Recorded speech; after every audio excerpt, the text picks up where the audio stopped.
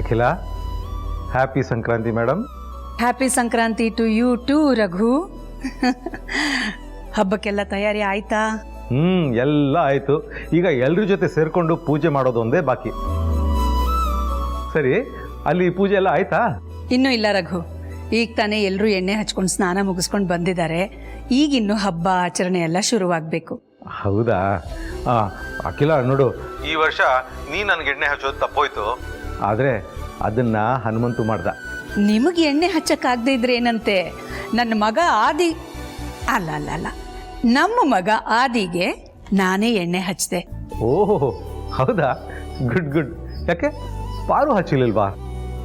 ಏನಾಯ್ತು ಗೊತ್ತಾ ರಘು, ಈ ಹಬ್ಬಕ್ಕೆ ನಮ್ಮ ಜೊತೆ ಪ್ರೀತು ಇಲ್ವಲ್ಲ, ಅದಕ್ಕೆ ಪಾರ್ವತಿ ಆದಿಗೆ ಎಣ್ಣೆ ಹಚ್ಚಿದ್ರೆ ಜನನಿ ಬೇಜಾರು ಮಾಡ್ಕೋತಾಳೆ ಅಂತ ಆದಿ ಅವನಿಗೆ ನಾನು ಎಣ್ಣೆ ಹಚ್ಚೋ ಥರ ಮತ್ತೆ ಪುಟಾಣಿಗೆ ಜನನಿ ಎಣ್ಣೆ ಹಚ್ಚೋ ಥರ ಪ್ಲ್ಯಾನ್ ಮಾಡ್ದ.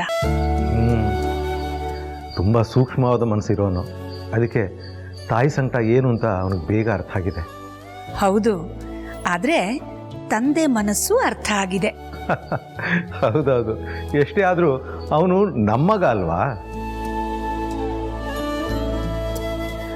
ಒಟ್ನಲ್ಲಿ ಎಲ್ಲ ಹೀಗೆ ಚೆನ್ನಾಗಿರ್ಬೇಕು, ನಗ್ನಗ್ತಾ ಇರಬೇಕು. ಪಾರ್ವತಿ ಜನನಿ ಇಬ್ರು ಅನ್ಯೋನ್ಯವಾಗಿರ್ಬೇಕು, ಮೊದಲಿನ ಥರನೇ. ನೋಡೋಣ, ಹಬ್ಬ ಮುಗಿದ್ಮೇಲೆ ವೀರಣ್ಣ ಅವರಿಬ್ಬರ ಹತ್ರನೂ ಮಾತಾಡ್ತೀನಿ ಅಂತ ಹೇಳಿದ್ದಾರೆ. ಅದ್ರ ಪರಿಣಾಮದಿಂದ ಎಲ್ಲ ಸರಿ ಹೋಗ್ಬೋದು ರಘು. ಹೌದು ಅಖಿಲ, ಆಗಲೇ ನಮಗೂ ಸಮಾಧಾನ ಆಗೋದು. ರಘು, ನಾವು ಮಾತಾಡ್ತಾನೆ ಇದ್ರೆ ಮಾತಾಡ್ತಾನೇ ಇರ್ತೀವಿ. ಪೂಜೆಗೆ ತಡ ಆಗುತ್ತೆ ಅನ್ಸುತ್ತೆ. ನೀವು ಬೇಗ ಪೂಜೆ ಮುಗಿಸಿ ತಿಂಡಿ ತಿನ್ನಿ, ಔಷಧಿ ತಗೊಳ್ಳಿ, ಮರಿಬೇಡಿ, ಆಯ್ತಾ? ಅಪ್ಪಣೆ ಮೇಡಮ್. ಬಾಯ್ ಬಾಯ್.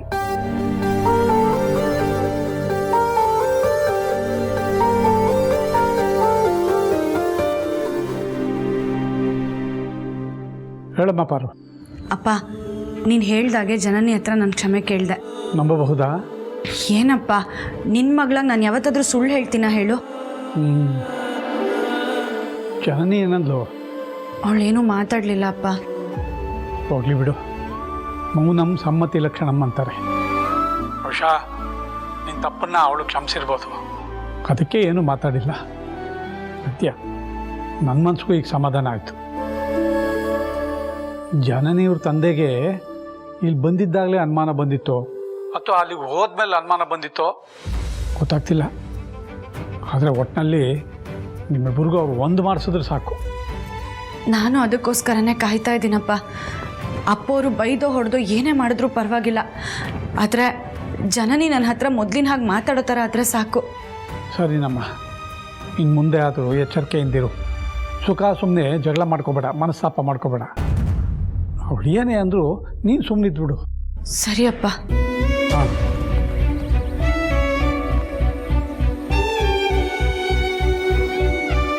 ಏನಮ್ಮೂರು, ಯಾರ ಜೊತೆ ಫೋನಲ್ಲಿ ಮಾತಾಡ್ತಾ ಇದ್ದೀರಾ? ಅಪ್ಪನ ಹತ್ರ ಮಾತಾಡ್ತಿದ್ದೆ ಯಜಮಾನ್ರೆ. ಹೌದಾ? ಸರಿ ಬಾ, ಎಲ್ಲರೂ ಪೂಜೆ ಕಾಯ್ತಾ ಇದ್ದಾರೆ, ಹೋಗೋಣ. ಪಾರು, ಮಲ್ಲಿಗೆ ಹೂ ಅರಳಿರೋ ಥರ ನನ್ನ ಮುದ್ದು ಹೆಂಡತಿ ಮುಖದಲ್ಲಿ ಯಾವಾಗಲೂ ನಗು ತುಂಬಿರಬೇಕು. ಇವತ್ತು ಹಬ್ಬ ಬೇರೆ, ಅಂಥದ್ರಲ್ಲಿ ಈ ಥರ ಡಲ್ಲಾಗಿದ್ರೆ ಹೇಗೆ ಹೇಳು? ಯಾಕೆ ಡಲ್ಲಾಗಿದೆಯಾ? ಏನಾಯಿತು? ಏನಿಲ್ಲ ಯಜಮಾನ್ರೆ, ಅಪ್ಪ ಜನನಿ ಹತ್ರ ಕ್ಷಮೆ ಕೇಳು ಅಂತ ಹೇಳಿದ್ರು. ಕೇಳಿದೆ, ಅದನ್ನೇ ಹೇಳೋಣ ಅಂತ ಅಪ್ಪಂಗೆ ಫೋನ್ ಮಾಡಿದ್ದೆ. ನಮ್ಮ ಜನನಿ ಯಾಕೆ ಹೀಗೆಲ್ಲ ಆಡ್ತಿದ್ದಾಳೆ ಅನ್ನೋದನ್ನು ನೆನೆಸ್ಕೊಂಡು ಸ್ವಲ್ಪ ಬೇಜಾರಾಯಿತು ಅಷ್ಟೆ. ಬೇಜಾರು ಮಾಡ್ಕೋಬೇಡ ಪಾರು. ಅವಳಿಗೆ ತಾನು ಮಾಡ್ತಾ ಇರೋದು ತಪ್ಪು ಅಂತ ಯಾವತ್ತು ಅನಿಸುತ್ತೋ ಆವತ್ತೇ ಇದೆಲ್ಲ ಸರಿ ಹೋಗೋದು. ಅದು ಇವತ್ತೆಲ್ಲ ನಾಳೆ ಆಗೇ ಆಗುತ್ತೆ. ನಾವು ಪೇಷನ್ಸಿಂದ ಕಾಯ್ತಾ ಇರಬೇಕು ಅಷ್ಟೆ. ನೋಡು, ನೀನು ಈ ಥರ ಬೇಜಾರಾಗಿದ್ದರೆ ನನಗೂ ಬೇಜಾರಾಗುತ್ತೆ. ಎಲ್ಲಿ ಒಂದ್ಸರಿ ನಗು ನಗು ಅಂತ ಹೇಳಿದೆ ಅಲ್ವಾ?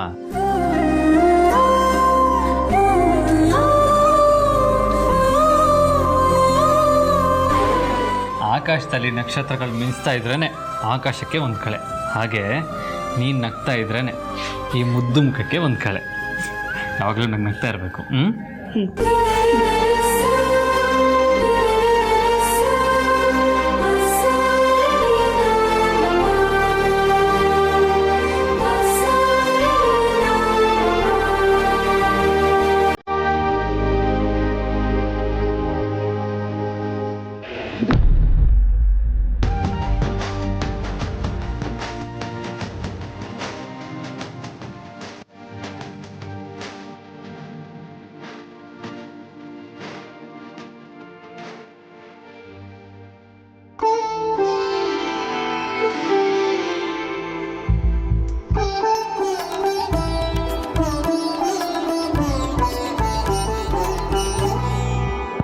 ಸಾರಥಿ, ಇಷ್ಟೆಲ್ಲ ಪೂಜೆ ಮಾಡ್ಬೇಕಾ?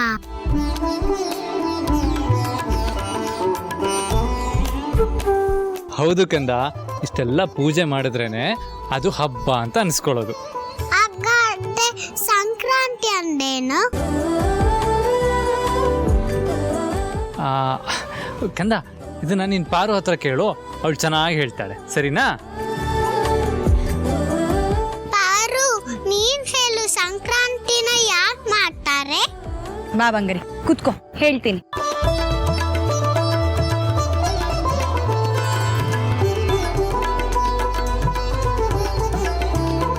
ಸಂಕ್ರಾಂತಿನ ವರ್ಷದ ಮೊದಲನೇ ಹಬ್ಬವಾಗಿ ಆಚರಣೆ ಮಾಡ್ತಾರೆ.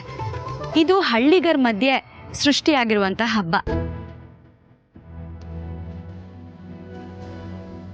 ನಮ್ಮ ಕರ್ನಾಟಕದಲ್ಲಿ ಈ ಹಬ್ಬನ ಭೂಮಾತೆಗೆ ಕೃತಜ್ಞತೆ ಸಲ್ಲಿಸೋದಕ್ಕೆ ಅಂತ ಆಚರಿಸ್ತಾರೆ.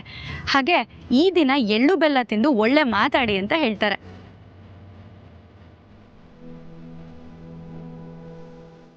ಅಲ್ಲದೆ ಭೂತಾಯಿಯಿಂದ ನಾವು ಪಡೆದಿರೋ ದವಸ ಧಾನ್ಯಗಳನ್ನ ಪೂಜೆ ಮಾಡಿ ಭೂತಾಯಿಗೆ ಖುಷಿ ಪಡಿಸ್ತೀವಿ.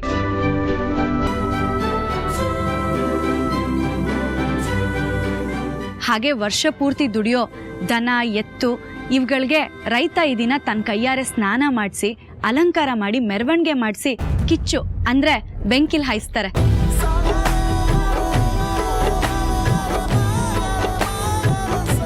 ಹಾಗಾದ್ರೆ ಹಸುಗಳಿಗೆ ಬೆಂಕಿ ತಾಗಲ್ವಾ ಪಾರು? ಇಲ್ಲ ಬಂಗಾರಿ, ಅವುಗಳು ಹೆದರ್ದೇ ಇರಲಿ, ಅವುಗಳಿಗೆ ಧೈರ್ಯ ಬರಲಿ ಅಂತ ಹೀಗೆ ಮಾಡ್ತಾರೆ. ಅಲ್ಲದೆ ಈ ದಿನ ಸೂರ್ಯ ತನ್ನ ದಿಕ್ಕನ್ನ ಬದಲಾಯಿಸ್ತಾನೆ. ಅಂದ್ರೆ ದಕ್ಷಿಣದಿಂದ ಉತ್ತರದ ಕಡೆಗೆ ಸಂಚಾರ ಮಾಡ್ತಾನೆ. ಇನ್ ಮುಂದೆ ಬರುತ್ತಲ್ಲ ದಿನಗಳು, ಈ ದಿನಗಳಲ್ಲಿ ಹಗಲು ಜಾಸ್ತಿ ಇರುತ್ತೆ, ಕತ್ಲು ಕಮ್ಮಿ ಆಗುತ್ತೆ. ಓ ಹೌದಾ ಪಾರು? ಹೂ ಕಂದ, ಹೊಸ ಬಟ್ಟೆ ಹಾಕೊಂಡು ಖುಷಿಯಿಂದ ಎಲ್ರಿಗೂ ಎಳ್ಳು ಬೆಲ್ಲ ಕೊಟ್ಟು ಒಳ್ಳೇದಾಗ್ಲಿ ಅಂತ ಹಾರೈಸೋ ಹಬ್ಬ ಇದು.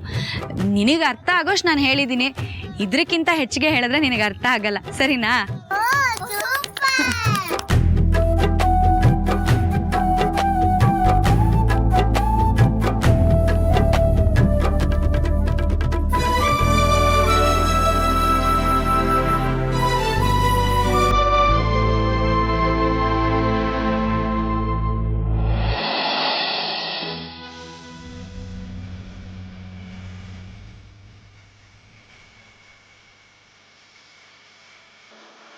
ಪಾರು, ನಿಂಗೂ ನಂತರನೇ ದಾಸವಾಳ ಹೂವಂಡೆ ಇಷ್ಟ ಅಲ್ವಾ? ಹೌದು ಬಂಗಾರಿ.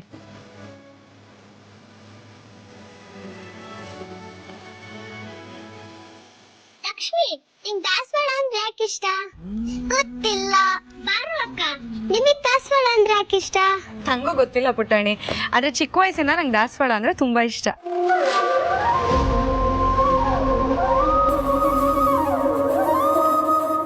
ಎಷ್ಟೇ ಆದ್ರೂ ನಮ್ಮ ಪಾರ್ವತಿ ಗುಣ ತಾನೆ ನಮ್ಮ ಬಂಗಾರಿಗಿರೋದು. ನಮ್ಮ ಪಾರು ಏನ್ ಇಷ್ಟಪಡ್ತಾಳೋ ಅದನ್ನೆಲ್ಲ ನಮ್ಮ ಬಂಗಾರಿನೂ ಇಷ್ಟಪಡ್ತಾಳೆ.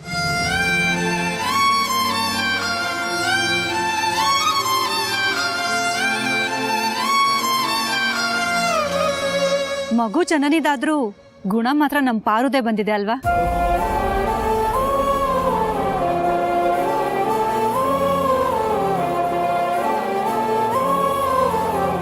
ಹೌದು ಹೌದು, ನಮ್ಮ ಬಂಗಾರಿ ಪಾರು ಒಟ್ಟಿಗೆ ನಿಂತ್ರೆ ಅಮ್ಮ ಮಗಳ ಥರಾನೇ ಕಾಣಿಸ್ತಾರೆ.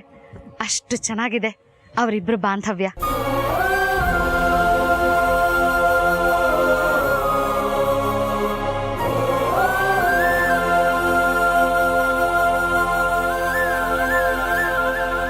ಅವರಿಬ್ರು ಮಧ್ಯೆ ಏನೇ ಸಂಬಂಧ ಇದ್ರು ಮಗು ಮಾತ್ರ ಜನನಿದೆ ಅನ್ನೋದನ್ನ ಯಾರು ಮರಿಬಾರ್ದು. ಅದನ್ನ ತಪ್ಸಕ್ಕೆ ಯಾರಿಂದನೂ ಸಾಧ್ಯ ಇಲ್ಲ.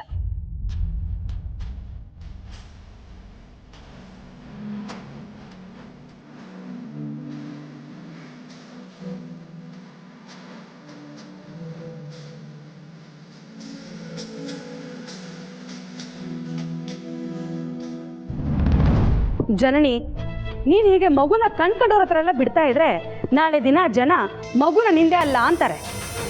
ಏನು ಚಿಕ್ಕಮ್ಮ, ಹಬ್ಬದ ದಿನ ಯಾಕೆ ಹೀಗೆ ಮಾತಾಡ್ತಿದ್ದೀರಾ? ಹೊರಗಡೆ ಎಲ್ಲರೂ ಆ ಪಾರ್ವತಿ ಥರನೇ ನಿನ್ನ ಮಗಳಿಗೂ ಗುಣ ಇದೆ ಅಂತ ಮಾತಾಡ್ತಿದ್ದಾರೆ. ಅದೇ ಆ ದಾಮಿನಿ ಅದಕ್ಕೂ ಸ್ವಲ್ಪ ಉಪ್ಪು ಖಾರ ಸೇರಿಸಿ ಮಗುಗೂ ಆ ಪಾರ್ವತಿಗೂ ಹೋಲಿಕೆ ಮಾಡ್ತಿದ್ದಾಳೆ. ಅಷ್ಟೇ ತಾನೇ? ಅವ್ರ ಅಂದ ಮಾತ್ರಕ್ಕೆ ನನ್ನ ಮಗಳು ಪಾರ್ವತಿ ಅಕ್ಕನ ಮಗಳಾಗ್ಬಿಡ್ತಾಳ? ಆಗದೆ ಇದ್ರು ಆಗೋ ಥರ ಮಾಡಿದ್ರೆ ಏನು ಮಾಡ್ತೀಯಾ?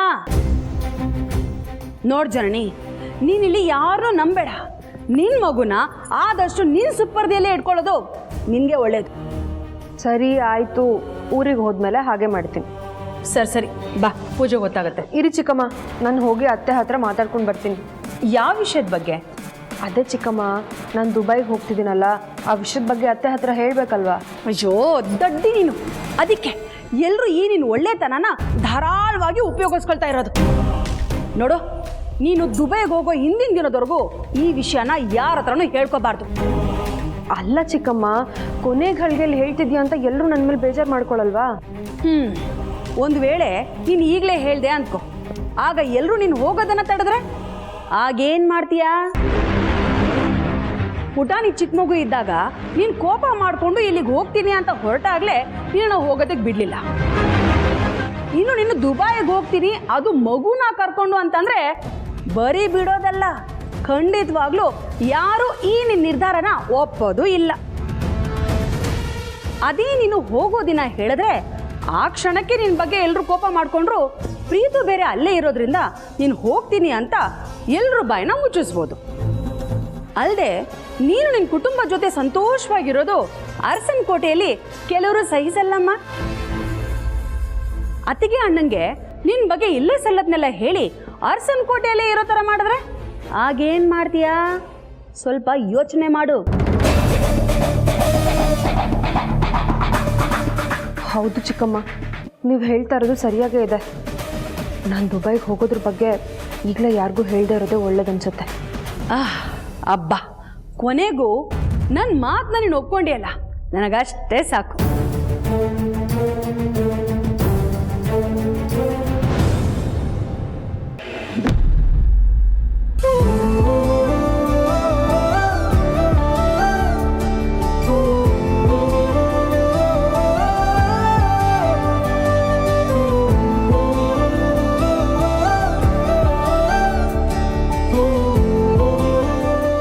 ಮಾವ, ಪೂಜೆಗೆಲ್ಲ ಸಿದ್ಧ ಆಗಿದೆ, ಪೂಜೆ ಮಾಡೋಣ.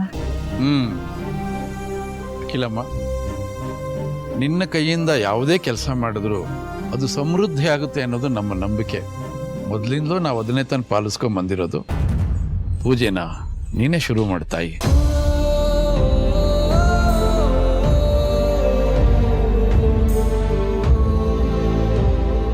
ಆಗ್ಲಿ ವೀರಣ್ಣ, ನನ್ನ ಭಾಗ್ಯ.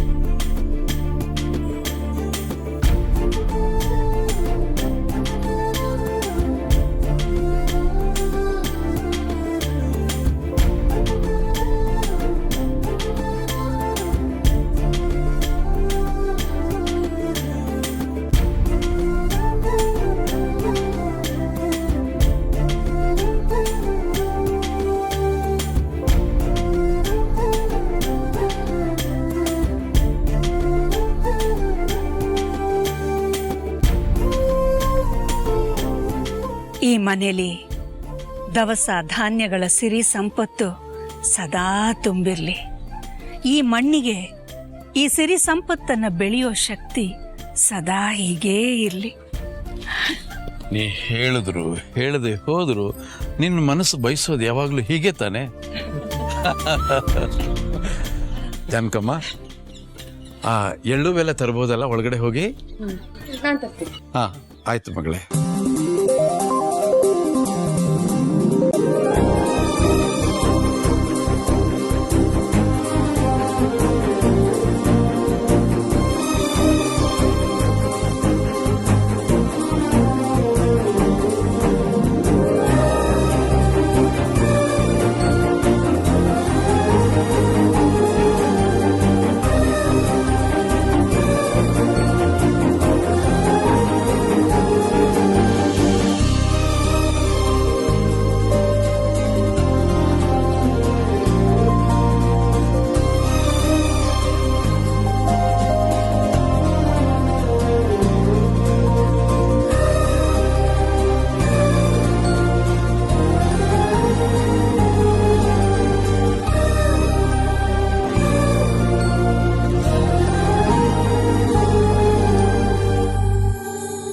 ಪುಟಾಣಿ, ಹ್ಯಾಂಡ್ ವಾಶ್ ಮಾಡಿದ್ಯಾ?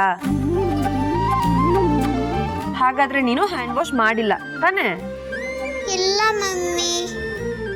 ಸರಿ, ಎದ್ದೇಳು, ಹ್ಯಾಂಡ್ ವಾಶ್ ಮಾಡ್ಕೊ ಬಾ. ನಡಿ, ಎದ್ದೇಳು. ಜನನಿ, ಯಾಕಮ್ಮ ಇನ್ನು ಮಗು, ಮಕ್ಕಳನ್ನ ಅಷ್ಟು ಕಟ್ಟುನಿಟ್ಟಾಗಿ ಬೆಳೆಸಬಾರ್ದಮ್ಮ. ಮಕ್ಕಳು ಅಂದರೆ ಕಸ ಕಡ್ಡಿ ಮಣ್ಣು ಮಸಿ ಬಿದ್ದು ಎದ್ದು ಬೆಳಿಬೇಕು. ಆಗಲೇ ಮಕ್ಕಳು ಗಟ್ಟುಮುಟ್ಟಾಗಿ ಆಗೋದು. ನಿಮ್ಮ ಅಪ್ಪನ ಥರ ನಾವೆಲ್ಲ ಮಣ್ಣಿನ ಮಕ್ಕಳು, ಮಣ್ಣಿನ ಜೊತೆಲೇ ಬದುಕಬೇಕಮ್ಮ. ಏನಂತ ಹೇಳಮ್ಮ? ಹೌದು ವೀರಣ್ಣ, ಹಳ್ಳಿ ಮಟ್ಟಿಗೆ ಈ ಮಾತು ನಿಜಾನೇ. ಯಾಕಂದ್ರೆ ಇಲ್ಲಿ ಎಲ್ಲವೂ ಸಹಜವಾಗಿರುತ್ತೆ. ಆಮೇಲೆ ಧೂಳು ಕಸ ಕಡ್ಡಿ ಮಣ್ಣು ಎಲ್ಲವೂ ಪ್ರಾಕೃತಿಕ. ನಮ್ಮ ನಗರಗಳಲ್ಲಿ ಹಾಗಲ್ವಲ್ಲ. ಎಲ್ಲಿ ನೋಡಿದ್ರು ರಾಸಾಯನಿಕ ಹೊಗೆ, ರಾಸಾಯನಿಕ ವಾತಾವರಣ. ಮಗು ಏನೋ ಮುಟ್ಟಿರುತ್ತೆ, ಎಲ್ಲೋ ಕೈ ಇಟ್ಟಿರುತ್ತೆ. ಅಂಥ ಧೂಳು ಕ್ರಿಮಿಕೀಟ ಎಲ್ಲ ಹೊಟ್ಟೆ ಒಳಗೆ ಹೋಗೋದು ಬೇಡ ಅಂತ ಶಿಸ್ತಿನ ಪಾಠ ಅಷ್ಟೇ. ಹಳ್ಳಿಗೂ ಸಿಟಿಗೂ ತುಂಬ ವ್ಯತ್ಯಾಸ ಇದೆ. ನಮ್ಮಲ್ಲಿ ನೋಡಿ ರೋಗಗಳೇ ಬರೋದಿಲ್ಲ ಹಳ್ಳಿ ಜನಕ್ಕೆ.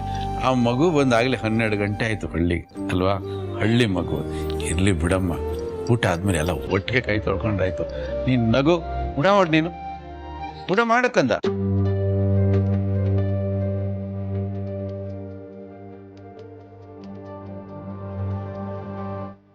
ಅಡುಗೆ ಘಮ್ ಅಂತ ಇದೆ. ನೀವೇನಾದ್ರು ಅಡುಗೆ ಮನೆ ಕಡೆ ಹೋಗಿದ್ರೇನೋ? ಇಲ್ಲ ವೀರಣ್ಣ, ನಾನು ನಿಮ್ ತರನೇ ಈಗ್ಲೇ ಇದ್ರ ಘಮ ತಗೋತಾ ಇರೋದು. ಹಾಗಾದ್ರೆ ಅತ್ತೆ ಅಡುಗೆ ಸೊಸೆ ಮಾಡಿರ್ಬೇಕು.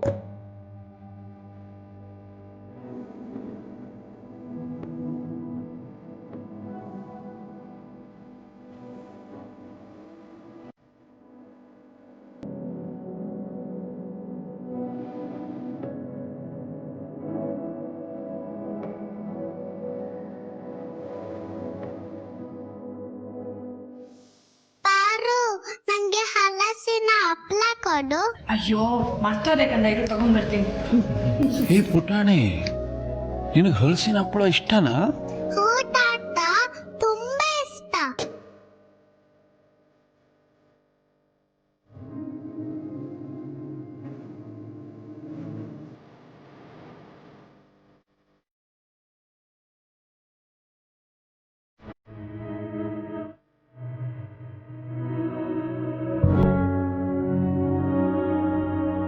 ಪುಟಾಣಿ, ಹಪ್ಪಳ ಎಷ್ಟು ಅಂತ ತಿಂತ್ಯಾ? ಊಟ ಮಾಡಿ ನೀಟಾಗಿ.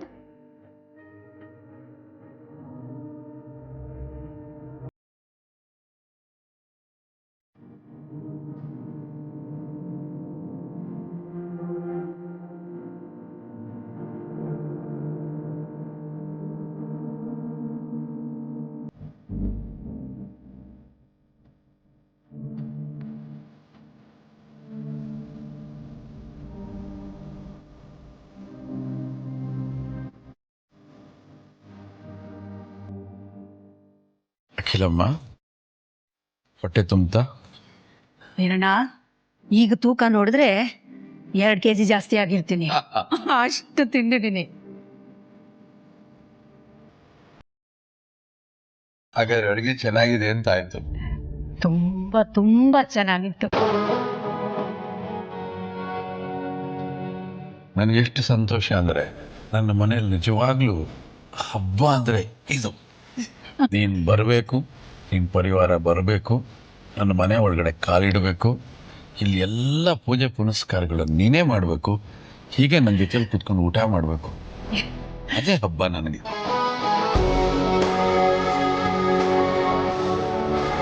ಇಷ್ಟು ನಿಸ್ಸಂಕೋಚವಾಗಿ ಹಬ್ಬದಲ್ಲಿ ಭಾಗವಹಿಸೋದು ಇಲ್ಲೇ ವೀರಣ್ಣ. ನಾನು ಪುಣ್ಯ ಮಾಡಿದ್ದೆ ಅಲ್ವಾ? ನಾವೆಲ್ಲರೂ ಪುಣ್ಯ ಮಾಡಿದ್ವಿ. ಕೈ ತೊಳ್ಕೊಳ್ಳೋಣ.